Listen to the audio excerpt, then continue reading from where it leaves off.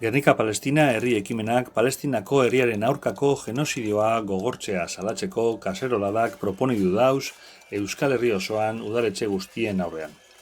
Irudietan Gernika Olumoko udaletxearen aurrean burututakoa.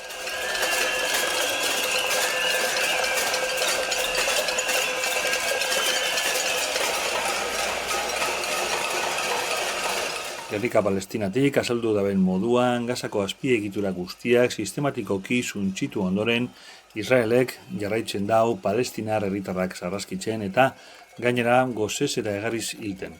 Erortear dagozan ospitalei sistematikoki erasotzen eta genozidio hau munduari transmititzen deutxien komunikabideetako 100 langile hilten.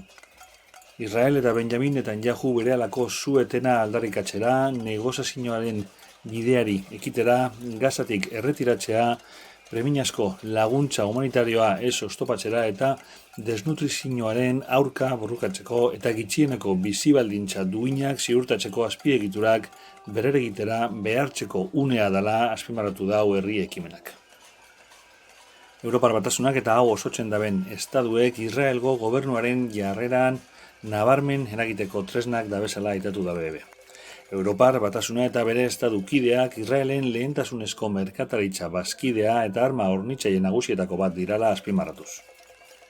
Tokiko erakundei gaur egun dabezan harreman instituzional, komertzial, kirol harreman eta mota guztietakoekin amaitzea eskatu deutze Gernika Palestina ekimenak. Gogoratu behar dugulako eta hau da importantena 73.000 erahildako dauzela gaur egun Palestinan. Eta gogoratu behar dugulako gaur egun importante hau dala 250 inguruko kazetari akatu dituztela, hemen kazetari batzu zaudete, zuen lanbideko eremukoak direzenak. Gogoratu behar dugu une honetan UNICEFek esaten duela 73.000 hildako horietatik ia 20.000 umeak direla, hori da importantena. Eta horreri hitz bat erantzi bat zaio. Gernikako herriak hitz horren jabetza eta ezagutza badaukona, genozidioa. Eta genozidioa gelditzeko ezinbestean aurrera pausoak egon behar dira. Ausardiz, bateratasunez, kontsentsuz, baina ausardiz, bebai, pauso horiek emoteren beharra dugu.